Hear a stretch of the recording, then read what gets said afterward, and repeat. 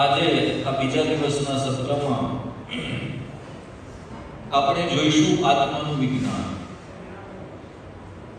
આ આત્મા અને શરીર આ બંને વચ્ચેનો ભેદ ભગવાન સાંખ્ય યોગ દ્વારા આપણને સમજાવે છે બીજા અધ્યાયમાં. તો આજે આપણે સમજવાનો પ્રયત્ન કરીશું કે આપણે કોણ છીએ, हम कौन है. वो हिंदी वाले भाई आए हैं, आप आए? બધાને હિન્દી સમજાય છે ને ગુજરાતી વાળાઓને? કે કોઈને અગવડતા પડે છે? કોઈ છે નથી ને? મને કદાચ હિન્દી તો સમજાય છે, પણ હું જે સમજાવવા ચાહું છું એ સમજાય છે કે એ ગુરુ લાગે છે? સમજાય છે બધાને? સરસ. तो आज हम जानेंगे, क्योंकि बहुत कुछ जानना है ना आपको भगवद गीता के द्वारा. मैं कौन हूँ, कहाँ से आया हूँ, गुरु कौन है, शास्त्र क्या है, भगवान कौन है, बहुत सारा ज्ञान हमको जानना है. लेकिन सबसे पहले हम किसके बारे में जानेंगे? अपने बारे में. ठीक है, बाकी पहले अपने बारे में तो जान ले, बाद में हम थोड़ा आगे जाएंगे. क्योंकि आज समाज में इस युग में हम देख रहे हैं कि मनुष्य सारी दुनिया की खबर रखना चाहते हैं. चाहते हैं कि नहीं? है ना? व्हाट्सएप खोलिए, फेसबुक खोलिए, इंस्टाग्राम खोलिए, पूरी दुनिया की जानकारी हम लेना चाहते हैं, पूरी दुनिया का खबर रखना चाहते हैं. लेकिन आज के मनुष्य की ये विडंबना है कि अपनी ही खबर नहीं है उसको. कहाँ जाना है, क्या करना है, कैसे करना है, क्यों करना है, कब करना है, कुछ खबर नहीं है. बस पूछे कैसे चल रहा है, बस अपना तो चल रहा है ना? गुजराती भाषा में कहे तो गाडू गबड़ावे जाए छे. लेकिन जो अगर हम अपना जीवन भगवद गीता के ज्ञान के आधार पर सब कुछ जान के अगर जिएंगे तो हम जीवन काटेंगे नहीं, लेकिन हम जीवन जिएंगे, है ना? पूरे आनंद के साथ हम अपना जीवन जी भर के जिएंगे. कई कई भक्तों का अनुभव है. तो आज हम अपने बारे में जानने का प्रयास करेंगे कि मैं कौन हूं.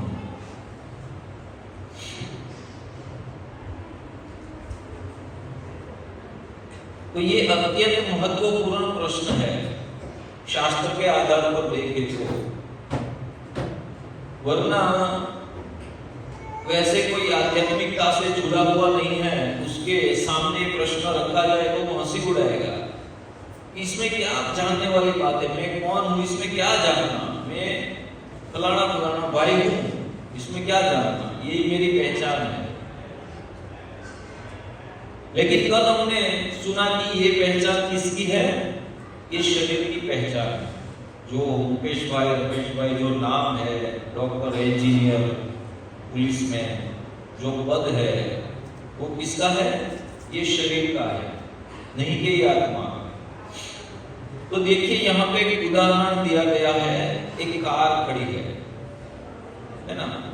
देखिए कार. तो जिस तरह ड्राइवर के बिना गाड़ी चलेगी क्या? कार खड़ी होगी बाहर, लेकिन जब तक ड्राइवर अंदर नहीं बैठेगा गाड़ी चलेगी अपने आप? नहीं चलेगी. एक इंच भी चल सकती नहीं है बिना ड्राइवर की कार. तो इसी तरह ये शरीर है, एक कार है, जैसे निर्जीव वस्तु. और आत्मा क्या है? जीव, यानी कि जीव तत्व है ना? चेतन तत्व है. तो जैसे ही हम हमारे शरीर में आत्मा का एंटर होता है तो हम कार्य करने के लिए सक्षम बनते हैं. वरना हमारे ये शरीर में बहुत सारी शक्ति होगी, फिर भी अगर आत्मा निकल जाए तो बाद में ये शरीर कोई भी कार्य करने को समर्थ नहीं है। क्या नहीं होगा? तो इसीलिए ये आत्मा के बिना ये शरीर का कोई कार्य नहीं बचता है। यानी कि मेन तत्व है आत्मा। देखो यहां पे ये जो लाइट वाला जो शरीर दिख रहा है, एकदम तेजस्वी शरीर है, वो है आत्मा तत्व। और जो रोबोट जैसा दिख रहा है, ये हमारा ये मज्जा शरीर, यानी कि हाड़ मांस से जो बना हुआ शरीर है, वो है। और जब ये दोनों मिलते हैं, जब शरीर में आत्मा का प्रवेश होता है, तब कोई शरीर कार्य करने के लिए रेडी होता है। हम आगे देखेंगे बहुत अच्छी तरह से। आत्मा का अस्तित्व है, उसका वैज्ञानिक प्रमाण क्या है? आत्मा जैसी कोई चीज है कि नहीं? कई लोग तर्क करते हैं ना कि आत्मा है तो दिखता क्यों नहीं है? तो दिखना चाहिए कि नहीं दिखना चाहिए, है ना? तो आत्मा है, एक भाई बोलते कि आत्मा है तो दिखाओ मुझे। आत्मा है, आत्मा का अस्तित्व है तो दिखाओ, आत्मा है तो दिखना चाहिए। हवा का अस्तित्व है कि नहीं हमारे आजू बाजू में? पवन का, हवा का दिखती है, महसूस किया जाता है ना? पंखा चल रहा है तो यहाँ બધા ચાલુ કરજો છે કોઈ મેં રાજ કરું। तो ये हवा दिखती नहीं है, तो इसलिए ऐसा नहीं माना जा सकता कि उसका अस्तित्व नहीं है। समझ पा रहे हो? तो ये आत्मा के अस्तित्व का क्या प्रमाण है? तो यहाँ पे बताया गया है कि सामान्य समझ से हम आत्मा को जान सकते हैं। दूसरा, चेतना के आधार पर भी हम आत्मा को महसूस कर सकते हैं। और तीसरा, मृत्यु के नजदीक का जो अनुभव है, उसके द्वारा भी आत्मा को जाना जा सकता है। ये तीन समझ के द्वारा आज हम आत्मा को जानने का प्रयास करेंगे, जो हमारे इस पूरी बॉडी का सबसे मेन तत्व है। इस शरीर के कितने तत्व है? 24 एलिमेंट। ये जो अपना शरीर बना है 24 तत्वों से बना है।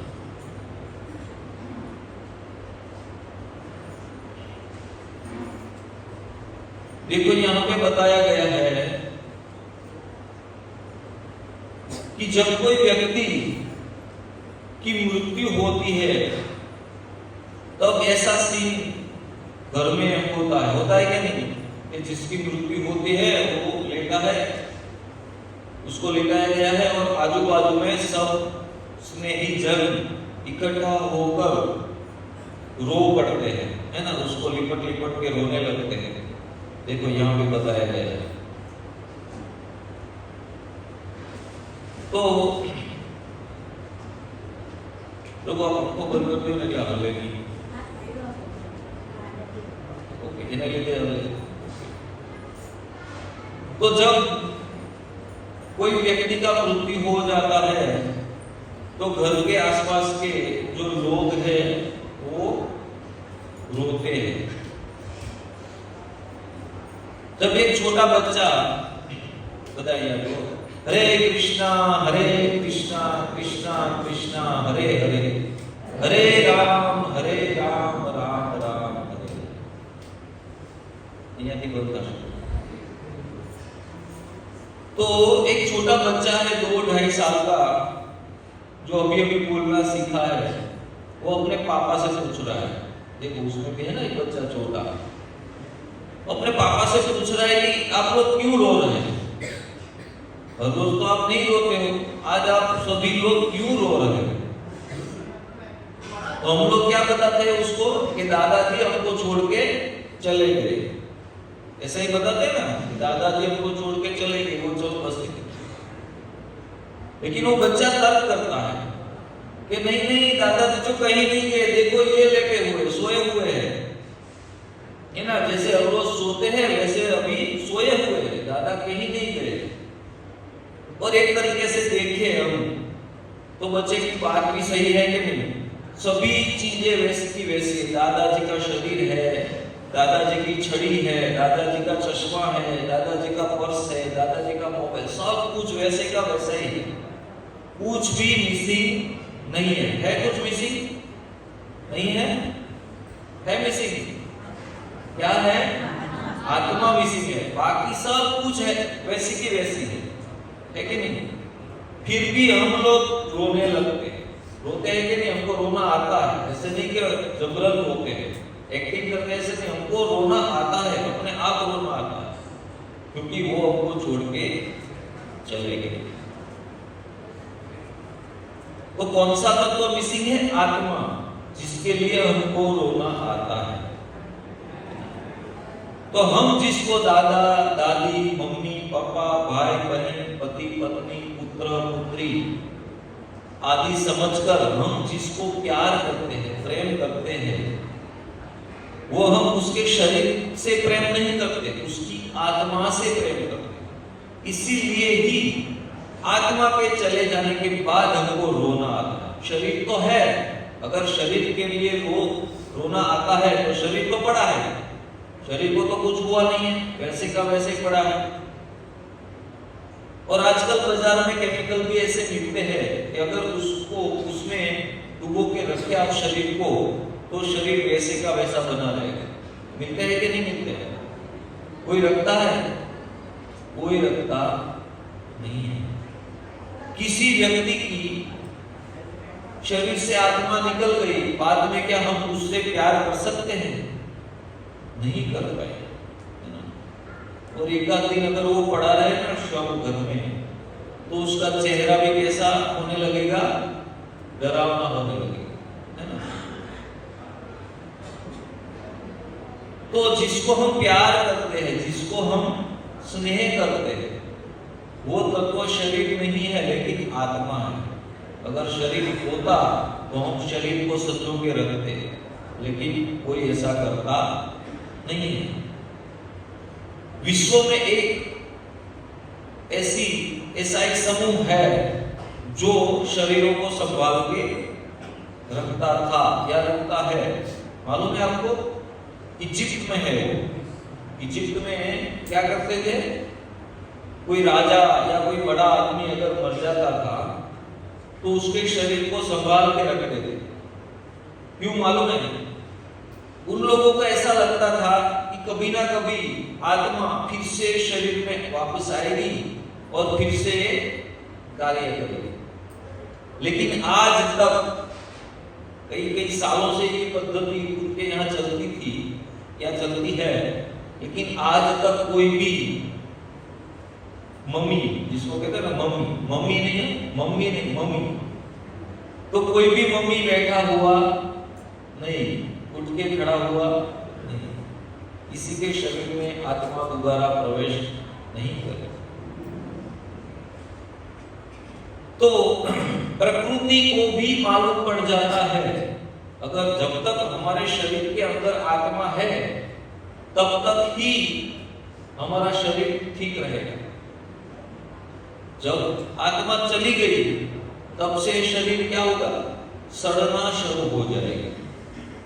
मान लो कि आत्मा निकल जाने के बाद ये शरीर के साथ कुछ नहीं किया जाए, मान लो कि नहीं दफनाया जाए, नहीं उसको जलाया जाए, कि नहीं उसको पानी में बहाया जाए, ऐसे के वैसे का वैसा ही अगर पड़ा रहना, हम उसको ऐसे ही रहने दे तो क्या होगा?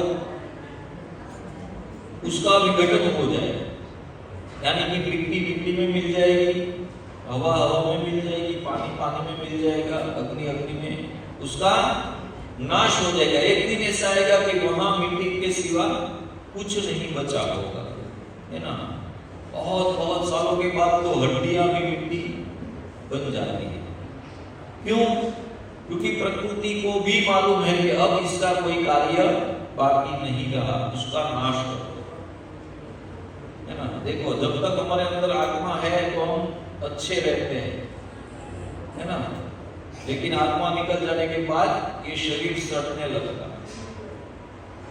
तो इसके आधार पर भी हमको समझ में आ जाना चाहिए कि मेन जो तत्व है हमारे शरीर के अंदर वो है आत्मा तत्व, जो इस शरीर को आकार भी देता है, इस शरीर को ऊर्जा भी देता है, इस शरीर को कार्य करने की शक्ति भी देता है।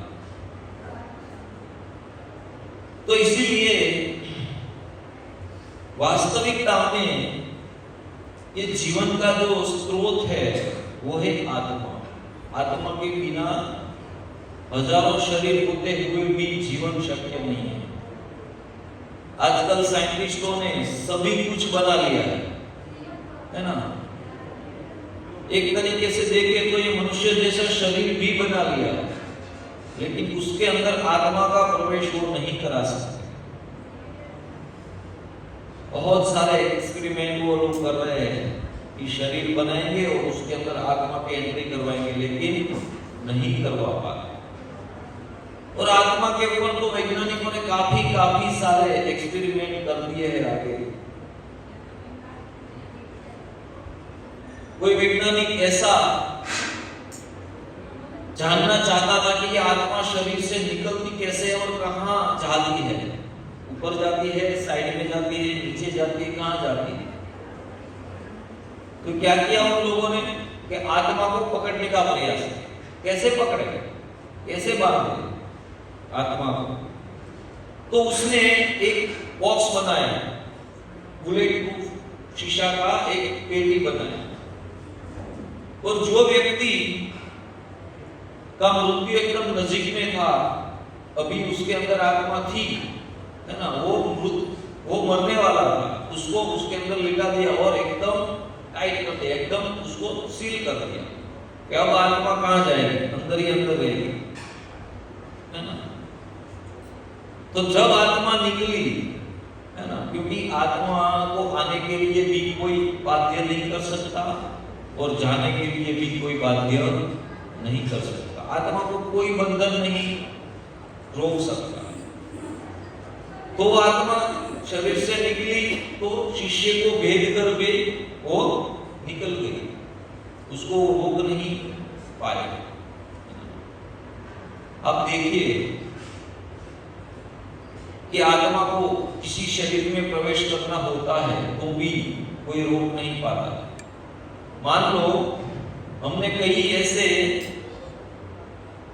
छोड़ देखे होंगे जो दीवार पे भी उग रहे हैं। देखे आपने कभी दीवार पे, या वो छत का जो बारी के ऊपर जो थोड़ा सा हिस्सा निकाला है एक्स्ट्रा, उसके ऊपर भी कोई उगा हुआ है कुछ, है ना। अगर हम जमीन में उगाना चाहते हैं, कितनी भी उसकी सार संभाल रखते तो भी वो उगता नहीं, और वहां कोई भी खातर नहीं डालते, कोई भी पानी नहीं डालते, फिर भी वहां उग जाता। देखा है, क्योंकि उसको आना है तो उसको कोई रोक सकता नहीं है ना। तो इस सामान्य समझ है कि शरीर की अवस्था बदलती है, लेकिन आत्मा अपनी अवस्था बदलता नहीं है। देखो यहाँ पे जो चित्र बताया गया है, एक छोटा सा बालक है ना, और एक युवान व्यक्ति है, और लास्ट में एक बूढ़ा व्यक्ति। क्या बताना चाहता है कि वही बालक है जो युवान है और वो अंत में बूढ़ा होता है। लेकिन कौन बूढ़ा होता है? ये शरीर बूढ़ा होता है, आत्मा कभी बूढ़ी होती नहीं है, क्योंकि आत्मा नित्य है, शाश्वत है, सदा के लिए। तो उसमें कोई भी परिवर्तन नहीं आता। शरीर में हजारों अभी हम बैठे हैं, फिर भी हमारा शरीर बदल रहा है। शरीर के जो कोष है, साइंटिस्ट लोग कहते हैं कि शरीर हर पल बदल रहा, ऐसे नहीं कि एक झटके से बदल जाएगा। कोई ऐसा दिन आएगा कि हम अभी आज रात को सोए और सुबह जगे तो हम वृद्ध होकर जगेंगे, ऐसा आएगा कोई दिन? धीरे धीरे धीरे धीरे धीरे हम वृद्धता की ओर जा रहे हैं, है ना? तो शरीर निरंतर परिवर्तनशील है। जिस तरह सूर्य का प्रकाश पूरे जगत में फैला हुआ है, उसी तरह ये आत्मा शरीर में एक जगह रहते हुए भी पूरे शरीर में व्याप्त है। ये आत्मा पूरे शरीर में फैला हुआ है एक जगह, लेकिन पूरे शरीर में। जैसे मोबाइल में बैटरी आती है, कहां पे होती है? एक जगह होती है पीछे, लेकिन ये पूरे मोबाइल को, मोबाइल के कैमरे को भी वो ऊर्जा देती है, मोबाइल के स्क्रीन को भी ऊर्जा देती है, मोबाइल के स्पीकर को भी वो ऊर्जा देती है क्या नहीं? तो वैसे ये आत्मा एक जगह स्थित होके भी ये पूरे शरीर को ऊर्जा देती है। और उसी से मालूम पड़ता है कि उसके ये शरीर के अंदर चेतना है, आत्मा है कि नहीं। कैसे मालूम पड़ेगा? देखो ये पहला जो फोटो है उसमें एक व्यक्ति गिटार बजा रहा है, और दूसरा फोटो है उसमें क्या है? हार्डवेयर है, वो कुछ भी नहीं कर रहा। और सामान्य तरीके से देखें तो आत्मा के लक्षण क्या है? 6 प्रकार के परिवर्तन शरीर में आते हैं आत्मा की वजह से। अब देखिए, अन्न में भी आत्मा है कि नहीं? वनस्पति में, अनाज में भी आत्मा है। हमारे घर में डिब्बे में गेहूं पड़ा है, उसमें आत्मा है कि नहीं है? कितने लोग कहते हैं कि अनाज, गेहूं, चावल में आत्मा है? कितने लोग कहते हैं? हाथ खड़ा कीजिए। ओके। और कितने लोग ये कहते हैं कि उसमें आत्मा नहीं है?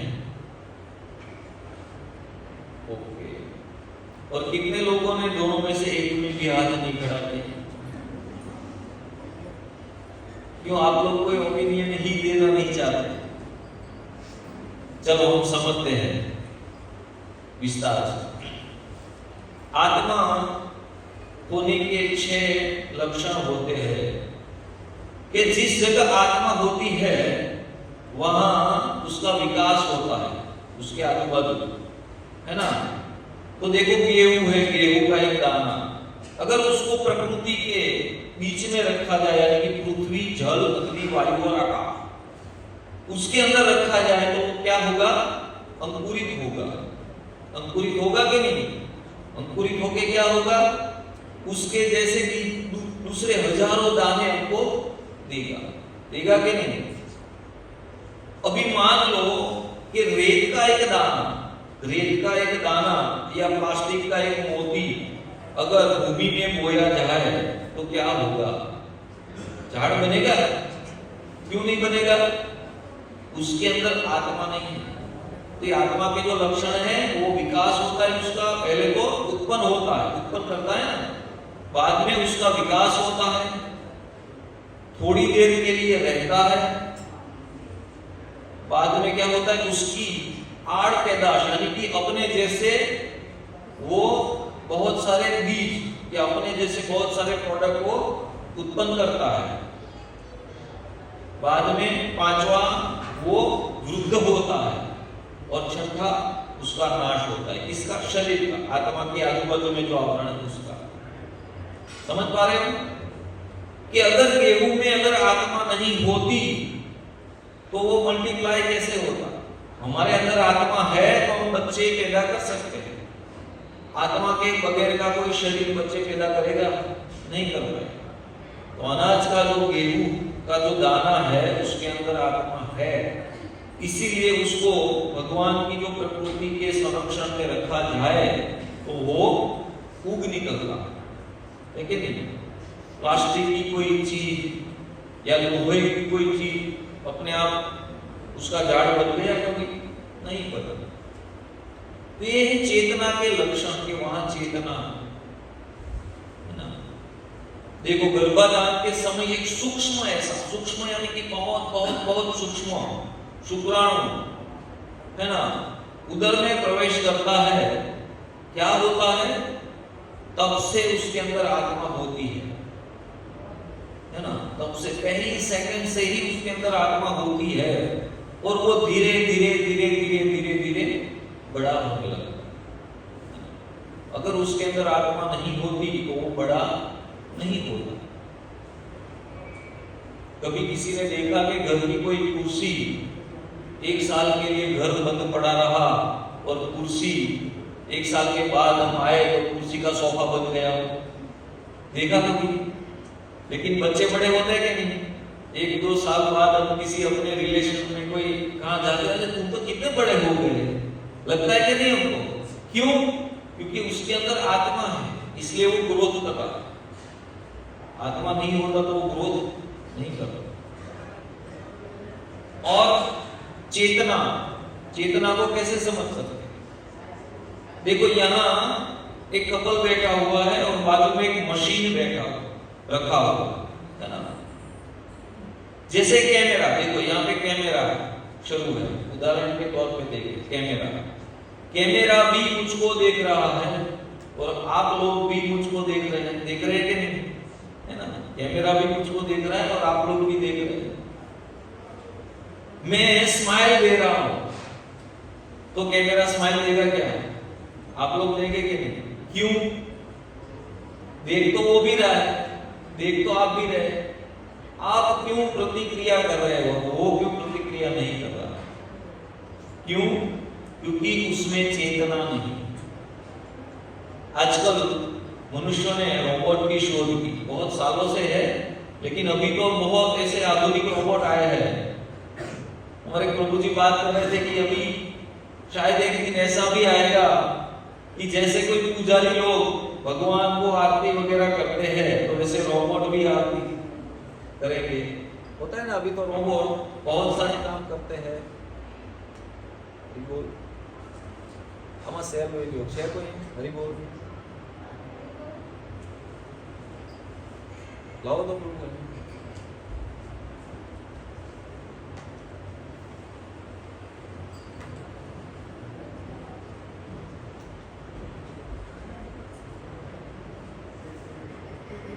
आओ देखो,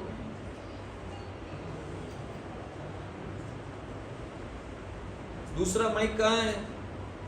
दूसरा लाओ।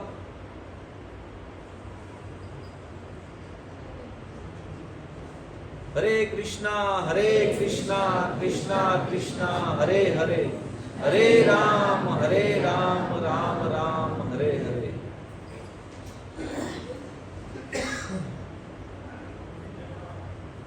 बीजू माइक क्या से है? कोई नहीं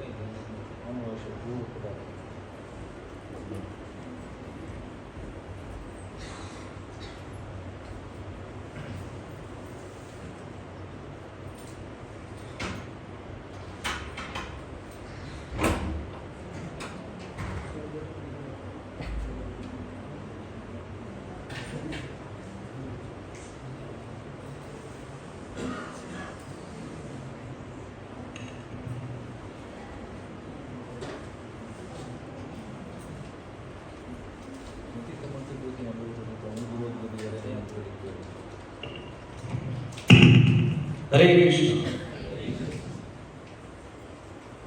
तो देखो ये कैमरा भी देख सकता है, आप लोग भी देख सकते हैं, एक रोबोट भी भगवान की आरती कर सकता है और एक पुजारी भी भगवान की आरती कर सकता है। लेकिन दोनों में अंतर क्या है? क्रिया तो एक समान है लेकिन भाव नहीं है। रोबोट में भाव होगा क्या? नहीं होगा। रोबोट हमारे घर के सभी कार्य करेगा, झाड़ू पोछा करेगा, प्लेट साफ करेगा, खाना पकाएगा, है ना? लेकिन खाना पकाते समय एक माता को, एक पत्नी को जो भाव होता है कि मैं अपने बच्चों के लिए, अपने पति के लिए बहुत ही प्यार से, बहुत ही स्वादिष्ट व्यंजन पकाकर उसको प्रसन्न करना चाहती हूँ, वैसा भाव रोबोट में नहीं होता है। क्यों? क्योंकि उसमें ऊर्जा भी है, शक्ति भी है ना, पावर है बैटरी का या इलेक्ट्रिसिटी का, लेकिन भाव नहीं है ना, चेतना नहीं है, इसलिए भाव नहीं है। तो यह है चेतना के लक्षण कि अगर किसी व्यक्ति में चेतना है तो वो उसके अंदर क्या होगा, भाव होगा, प्यार होगा। और यंत्र में कोई प्यार, कोई प्रकार के भाव नहीं होते। तो यह है चेतना के लक्षण कि बहुत सारी चीज एक जैसा कार्य करती है, लेकिन अगर उसमें लागणी को क्या बोलते हैं हिंदी में, हाँ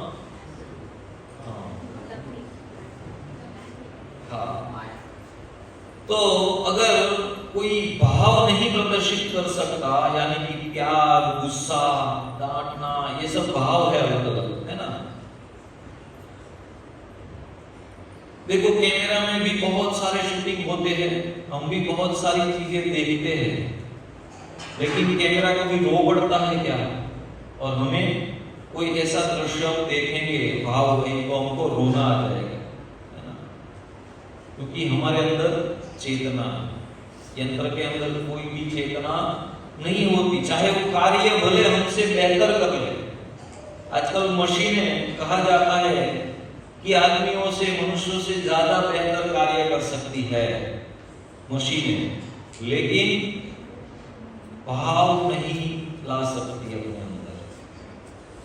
तो यह है दूसरा लक्षण आत्मा के होने का, कि हमारे अंदर भाव है, लागणी है ना। और इसीलिए कभी कभी हम किसी को बोलते हैं ना कि तुम्हारे अंदर तो कोई भाव ही नहीं है, तुम एकदम जड़ के जैसे हो, है ना, शुद्ध लागणी विहीन हो, तुम भाव के विहीन हो, है ना, जड़ हो तुम। क्यों ऐसा क्यों बोला जाता है? क्योंकि उसके अंदर कोई फीलिंग्स नहीं हो। तो इसको हम बोलते हैं कि ये फीलिंगलेस व्यक्ति है। और तीसरा है मृत्यु के नजीक का अनुभव। बहुत सारे ऐसे लोगों ने अनुभव किए हैं जो मृत्यु के एकदम नजदीक से जाकर आए हैं। देखो यहां पे एक व्यक्ति मरणासन यानी कि मृत्यु की राह में पड़ा है, और क्या बताया गया है, भगवान के पार्षद भी लेने आए हैं और बाजू में यम के दूत भी उसको लेने पहुंचे हैं, शायद ये अजामिल है ना। तो मृत्यु का नजीक का जो अनुभव है वो क्या है? तो कई लोगों को ऐसे अनुभव हुए हैं जो मृत्यु को एकदम नजदीक से देखकर आए हैं। तो यहां पर एक लड़के को ऐसा अनुभव हुआ था कि वो एक रिक्शे में बैठा था और आगे एक ट्रक खड़ी थी जिसमें लोहे के रॉड यानी कि सलिए भरे हुए थे। रिक्शा चालक को अंधेरे में वो दिखा नहीं और उसने रिक्शा चला दी। पीछे बैठे हुए लड़के के पेट में वो रॉड घुस गई, बहुत बुरी तरह से वो घायल हो गया। तत्काल उसको अस्पताल ले जाया गया। लगभग वो मर ही गया, ऐसा ही समझो कि वो एकदम मृत प्राय ही था। डॉक्टरों ने उसके ऊपर सर्जरी की और धीरे धीरे वो होश में आया। तो होश में आने के बाद वो नर्स को बताते हैं, वो जो लड़का है वो नर्स को बताता है कि आपने जो जो शस्त्रक्रिया की मेरे ऊपर वो सभी मैंने देखी। तो बोले कि तुम झूठ बोल रहे हो, ऐसा थोड़ी होता है कि तुम्हारे ऊपर कोई शस्त्रक्रिया होती है और तुम ऊपर से देख रहे हो, ऐसा थोड़ी होगा। हुआ है किसी के साथ? नहीं हुआ, सबके साथ नहीं होता। तो बोले कि नहीं मैं सही बता रहा हूं आपको, मैं कोई झूठ मूठ का नहीं बता रहा हूं। और वो लड़के ने काफी सारे ऐसे चिन्ह दिए कि शस्त्र क्रिया करते समय तुम्हारे हाथ से गिर गया था, याद है तुमको? तो बोले कि हाँ, तुमको कैसे मालूम, है ना? तो ऐसी बहुत सारी उन्होंने वो बताई संज्ञा, ऐसा ऐसा तुम लोगों ने किया था, ऐसा ऐसा किया था। और ऐसे दुनिया में बहुत बहुत सारे उदाहरण है कि आत्मा शरीर से निकलकर शरीर के आजू बाजू में मंडरा रही है और शरीर ठीक हो जाने के बाद फिर से वो आत्मा उसमें प्रवेश की है। तो इसीलिए जो मृत्यु के नजदीक का जो अनुभव है उसके आधार पर भी व्यक्ति जान सकता है कि शरीर और आत्मा दोनों अलग है, दोनों का कार्य भी अलग है। वैसे एक होके वो कार्य करते हैं लेकिन दोनों का कार्य क्या है? अलग है। देखो ये शरीर और आत्मा कैसे अलग है, तो शरीर आगे बताएगा स्थूल शरीर जो हमें दिखता है, मैं आपको देख रहा हूं और आप मुझे देख रहे हैं, वो किसे देख रहे हैं? स्थूल शरीर को देख रहे हैं। इसका बना हुआ है पंच महाभूत का, पृथ्वी, जल, अग्नि, वायु और आकाश का हमारा शरीर बना हुआ। आप सोचोगे पृथ्वी का कैसे, मिट्टी का बना हुआ है क्या? तो ये जो चमड़ा है ये सब है वो क्या है? पृथ्वी का ही है, मिट्टी का ही बना हुआ है। जल यानी कि हमारे शरीर में बहुत सारा पानी भी है। हम लोग आगे जब पढ़ते थे तब ये सब हम शरीर विज्ञान के अंतर्गत पढ़े थे। अग्नि कैसे है? हमारे शरीर में अग्नि है क्या? अग्नि है? अग्नि होते तो जल नहीं जाते। अग्नि है। कौन सी अग्नि है? जठराग्नि, है ना, जो हमारे द्वारा लिए गए सभी भोजन को पचाती है ना। तो हमारे शरीर के अंदर अग्नि भी है, वायु भी है कि नहीं? हमारे शरीर का जो पेट और सब हिस्से में क्या रहता है? हवा भी रहती है, वायु भी रहता है और आकाश, आकाश भी हमारे अंदर है। अजीब लगता है कि नहीं? आकाश हो सकता है हमारे अंदर? हो सकता है क्या आकाश? कैसे? कौन बताएगा? ट्राई कीजिए प्रभु जी। आंखों से देखते हैं सब। नहीं, आंखों से तो आकाश तो वैसे थोड़ी दिखेगा। आकाश अंदर कैसे है? आकाश यानी कि अवकाश, अवकाश यानी कि जहां कुछ भी नहीं है ना। हम बोलते हैं ना आकाश, आकाश यानी कि ऊपर है, ऐसा ही हमको लगता है कि आकाश ऊपर है। आकाश यहाँ भी है, यहाँ जो एक खाली जगह है वो क्या है? वो आकाश ही है। ऐसा नहीं है कि पृथ्वी से हम किलोमीटर ऊपर जाएंगे तभी आकाश शुरू होगा।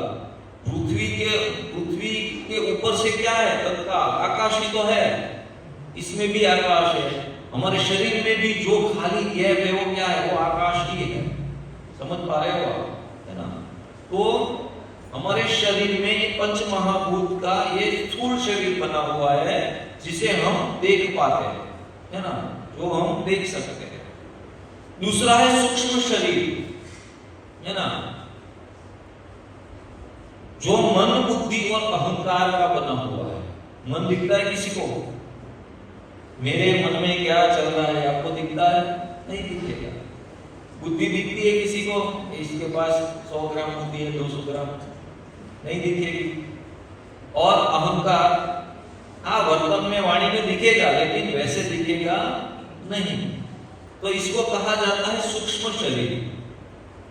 और तीसरा है आध्यात्मिक शरीर, जो किसका बना है? सत, चित और आनंद का बना है। और ये भगवान का अंश भी है। जो आध्यात्मिक शरीर है वो क्या है? भगवान का, क्योंकि भगवान का स्वरूप कैसा है? सत, चित और आनंद का बना हुआ है भगवान का स्वरूप, है ना।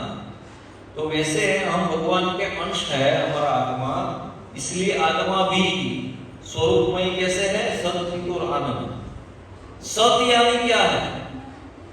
सत्य, सत्य यानी है शाश्वतता, बहुत लंबे समय तक शाश्वतता, सत्य। चित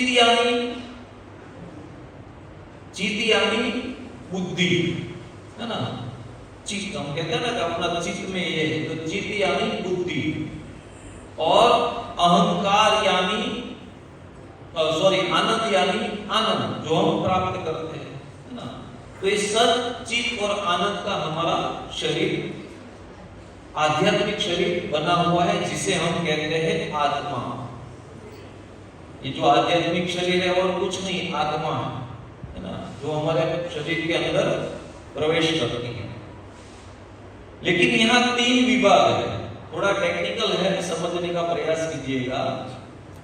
तो 3 शरीर है, स्थूल शरीर, सूक्ष्म शरीर और आध्यात्मिक शरीर।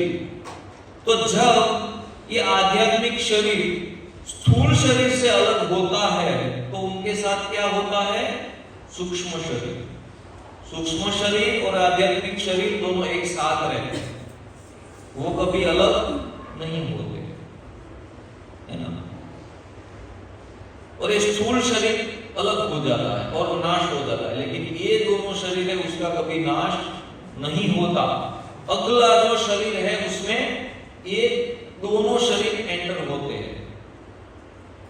तो ये जो सूक्ष्म शरीर है उससे हमारा स्वभाव बनता है, होता है कि नहीं, स्वभाव, उससे हमारा स्वभाव बनता है, मन, बुद्धि और अहंकार से हमारा स्वभाव बनता है। और ये स्वभाव हम अगले जन्मों में भी साथ लेकर जाते हैं।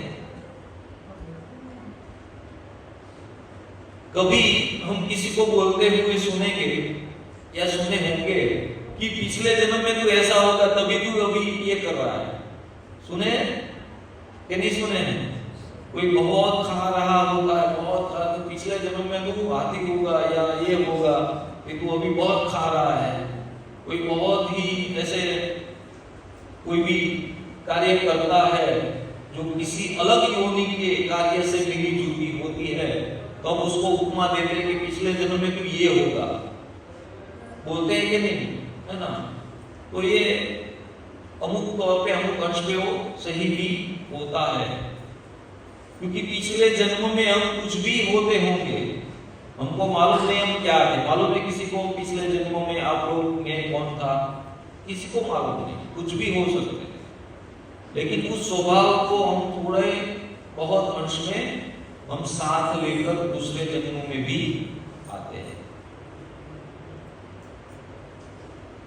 और यह है आत्मा का ज्ञान। क्या है? जड़ पदार्थ रूपहीन है। जड़ पदार्थ कैसा होता है? रूपहीन है, उसका कोई रूप नहीं होता। जैसे हवा का कोई रूप है क्या? लेकिन गुब्बारे में भर दी जाए तो उसका आकार हो जाएगा कि नहीं? हार्ट शेप होगा या स्टार जैसा हो जाएगा, है ना। अभी मिल रहे हैं कि नहीं बलून सारे, मछली जैसे बलून है, कोई प्लेन जैसा बलून है, कोई मिकी माउस जैसे बलून है, मिलते हैं कि नहीं? अगर उसमें से हवा निकाल ली जाए तो वो प्लेन जैसा दिखेगा, मछली जैसा दिखेगा? नहीं दिखेगा, है ना। तो इसीलिए कोई भी जड़ पदार्थ जैसे हमारा शरीर, अगर इसमें से आत्मा निकल जाए तो ये आकार भी रहेगा? नहीं रहेगा। क्या ऐसा आकार? नहीं रहेगा, एकदम सिकुड़ जाएगा, बिगड़ जाएगा। आत्मा सनातन है। सनातन यानी कि जो कभी भी नाश नहीं होने वाला, उसकी कोई मैन्युफैक्चर डेट नहीं है, उसकी कोई एक्सपायरी डेट नहीं है। इसकी आत्मा, हाँ शरीर की होती है। शरीर ज्यादा से ज्यादा कितने समय तक चलेगा? 70, 80, 90, 100 या 120, 25, उससे ज्यादा चलेगा ये शरीर? नहीं चलेगा, है ना। कोई वृक्ष का शरीर है तो वो भी वृक्ष कितना जीते हैं? 200, 500 साल, 1000 साल, उसके बाद तो वो भी नाश हो जाते हैं, है ना। लेकिन आत्मा, आत्मा ऐसे हजारों लाखों करोड़ों शरीर बदल लेगा, लेकिन उसको कोई भी हानि नहीं पहुंच सकती। और आत्मा सच्चित आनंद स्वरूप है, आत्मा अविनाशी है, आत्मा सदा काल के लिए अस्तित्व रखता है, सदा काल के लिए। कोई भी ऐसा, भगवान अर्जुन को बताता है भगवत गीता में कि ऐसा कोई भी समय नहीं है जब तू नहीं था, मैं नहीं था, या ये सब राजा नहीं थे, ऐसा कोई भी समय नहीं था और आगे भी ऐसा कोई भी समय नहीं रहेगा जब हम लोग नहीं होंगे। हम सदा काल के लिए, लेकिन अलग अलग शरीरों के साथ। तो आत्मा कैसा है? आत्मा का तत्व कैसा है? कोई जानते हैं आत्मा कैसा है? किस चीज का बना हुआ है? वैसे जैसे हमारा शरीर ये चमड़े का बना हुआ है, मांस का बना हुआ है ना? तो आत्मा वैसे सब चित्त और आनंद का बना हुआ है ना? लेकिन उसका शेप कैसा है मालूम है? आत्मा का शेप कैसा है? नहीं मालूम किसी को? वो तो उसका आकार हुआ, सॉरी उसका कद हुआ, लेकिन उसका शेप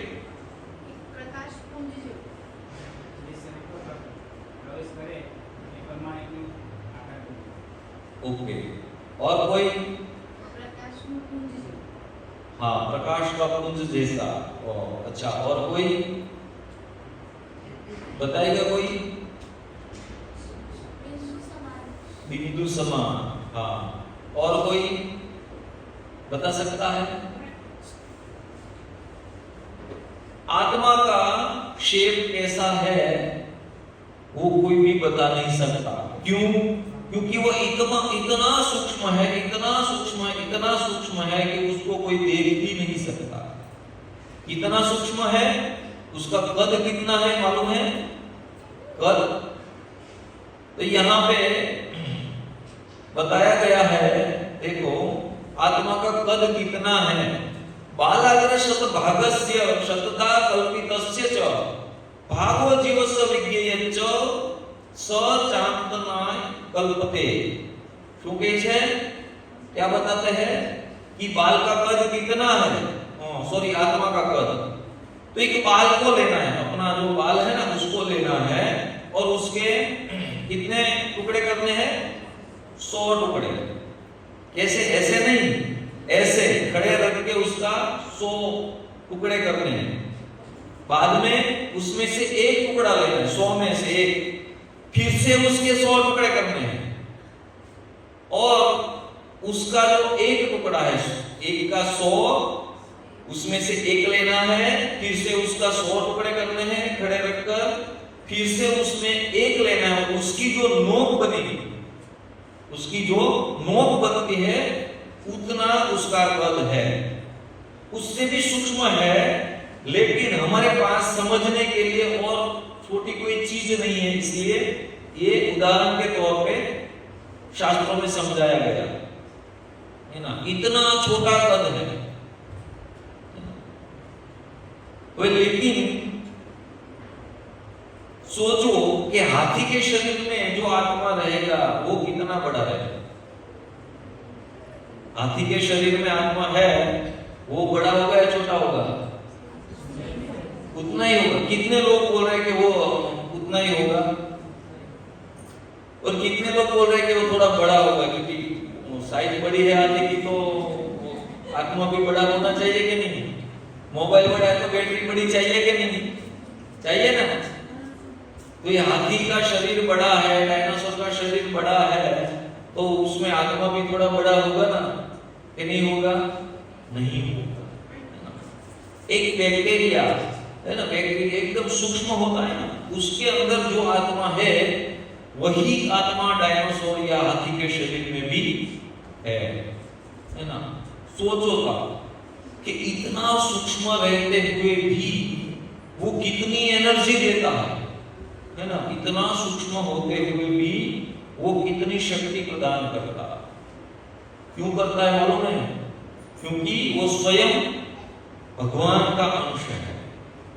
हम कोई ऐसे वैसे नहीं है ना, अपने आप को बोले हम मामूली बना लिए, लेकिन हम ऐसे वैसे नहीं, भगवान के अंश है ना। और एक चींटी भी भगवान का ही अंश है, ऐसा नहीं मनुष्य ही। हर एक जीव भगवान का अंश। भगवान बताते हैं कि मामे वंशे जीव लोके जीवभूत सनातन मनोषष्टानि इंद्रियाणि प्रकृति स्थानि कर्षति। क्या बता रहे हैं कि हर एक जीव मेरा अंश है। तो ये आत्मा एकदम सूक्ष्म है,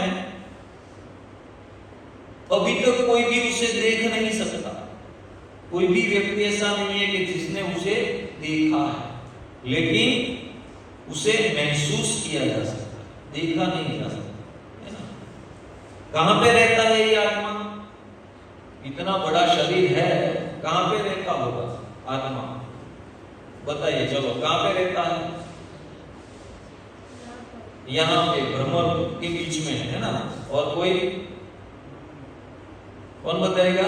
यहाँ पे, ओके। और कोई क्या? हृदय में, ओके, हृदय में। और कोई बताए बताए, जो भी मालूम। हाँ, इधर, अच्छा, इधर जो भ्रकुटी क्या बोलते हैं इसको, ब्रह्मरंध्र, है ना, ओके, ब्रह्मरंध्र, तो यहाँ पे रहता है। और कोई? अच्छा, नाभि में रहता है। अच्छा, और कोई बता सकते हो? सही हो, ट्राई कीजिए। हाँ, तो लगभग सारे स्थान आ गए जो समाज में प्रचलित है। कोई कहता है कि आत्मा ये भ्रमर के बीच में रहता है, कोई कहता है ब्रह्मरंध्र में रहता है, कोई कहता है हृदय में रहता है, और कोई कहता है नाभि में रहता है। लेकिन आत्मा वास्तव में कहाँ रहता है?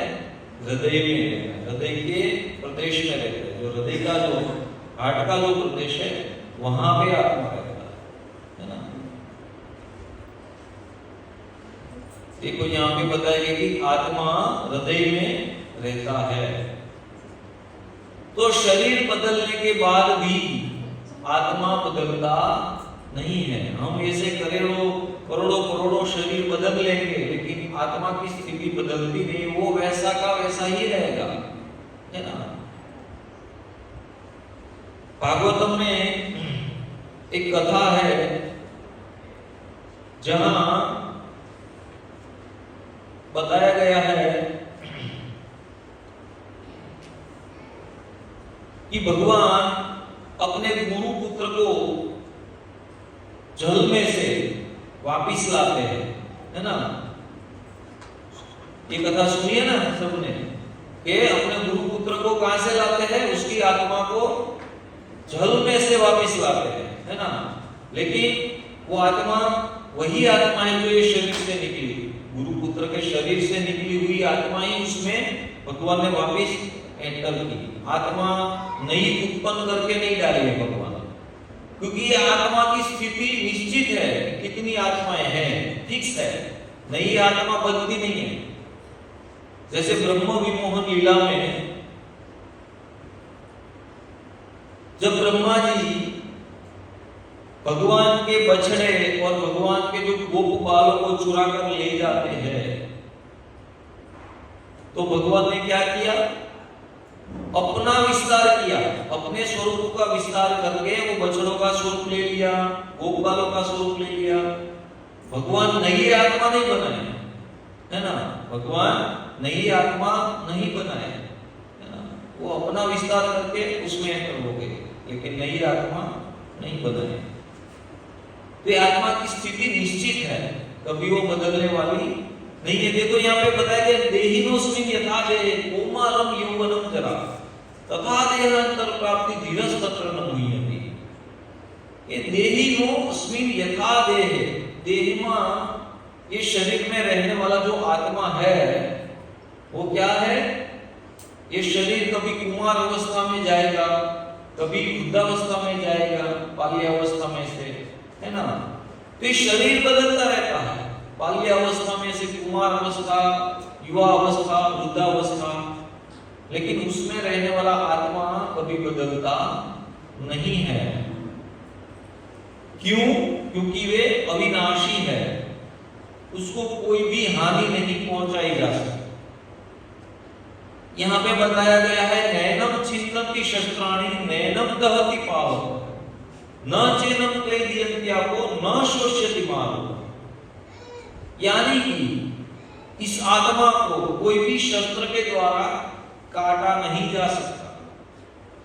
आजकल ऐसे ऐसे शस्त्र है कि किसी भी वस्तु को काट सकता है, जैसे लेसर मशीन है, बराबर है, या पानी की जो बहुत प्रेशर वाली जो वो होती है उससे भी लोहे को भी काट सकते हैं, है ना। लेकिन ये आत्मा ऐसा तत्व है कि कोई भी ऐसा शस्त्र अस्त्र कुछ भी ऐसा वस्तु नहीं है जिसके द्वारा आत्मा को काटा जा सकता है। कोई भी ऐसी अग्नि नहीं है जिसके द्वारा उसको जलाया जा सकता है, ना तो उसको भिगोया जा सकता है, ना तो उसको सुखोया जा सकता है। ये भगवान दूसरे अध्याय में बता रहे हैं श्लोक के द्वारा। यहाँ पे और एक श्लोक दिया गया है, न जायते म्रियते वा कदाचित् नायं भूत्वा भविता वा न भूय अजो नित्य शाश्वतोऽयं पुराणो न हन्यते हन्यमाने शरीरे। क्या बता रहा है? न जायते म्रियते, आत्मा कभी जन्म नहीं लेता। जायते यानी जन्म नहीं लेता और ना ही मरता है। नायं भूत्वा भविता वा न भूय, भूत्वा यानी कि भूतकाल, वर्तमान काल और भविष्य काल, तीनों काल में ये कैसा है? अजो, अजो यानी कि अजन्मा है, नित्य है, शाश्वत है और पुरातन है ना। अजो नित्य शाश्वतोऽयं पुराणो, अजन्मा है, इसका कभी भी जन्म नहीं होता। जन्म तो शरीर का होता है, आत्मा का जन्म नहीं होता। और न हन्यते, वो कभी हन्यते यानी कि मरता नहीं है और ना वो किसी को मारता है। शरीर के मरने के बाद भी आत्मा की मृत्यु होती नहीं है। तो आत्मा के बारे में तो बहुत बहुत भ्रामक मान्यताएं है। आप लोगों ने बताया कि यहाँ ब्रह्म के बीच में है, नाभि में है, लेकिन यहाँ पे क्या होता है? जो शरीर के जो 7 चक्र है ना, वो स्थित होते हैं। आत्मा कहाँ पे रहती है? हृदय प्रदेश में, है ना। और इसलिए हम क्या कहते हैं कि मैं आपका हृदय से आभार व्यक्त करता हूं। कभी किसी ने कहा कि मैं प्रकृति से आपका आभार व्यक्त करता हूं? कहा किसी ने? नहीं, क्योंकि हृदय से आप क्यों बोलते हैं? क्यों? क्योंकि मैं तत्व तो वहीं पड़ा, वहीं से भाव उत्पन्न होते हैं, है ना, वहीं से सब फीलिंग्स उत्पन्न होती है ना? इसलिए आत्मा हमारे हृदय प्रदेश में रहता। तो देखो यहां पे बताया गया है कि आत्मा का स्वरूप, आत्मा साकार है या निराकार? आत्मा साकार है या निराकार? तो यहां पे बताया गया कि जड़ चीज है। जड़ चीज यानी कि हमारा शरीर कैसा है? जड़ है, और उसमें आत्मा मिलती है, बराबर। देखो, जड़ और आत्मा दोनों मिलके क्या बनते हैं? एक आकार बनता है। देखो यहाँ पे दिख रहा है, एक मनुष्य खड़ा है तो उसका आकार दिख रहा है। क्यों? क्योंकि उसके अंदर एक जड़ तत्व और आत्मा तत्व दोनों मिले हुए हैं। और फिर से अगर वो जड़ तत्व से आत्मा तत्व अलग हो जाएगा तो फिर से वो आकार विहीन हो जाएगा, है ना। तो जैसा यहां किसी ने बताया था कि जैसा शरीर हम पाते हैं, है ना, मान लो कि मैं अगर कुत्ते का शरीर मुझे मिलेगा अगले जन्म में, तो मेरा आकार कैसा दिखेगा? पशु जैसा।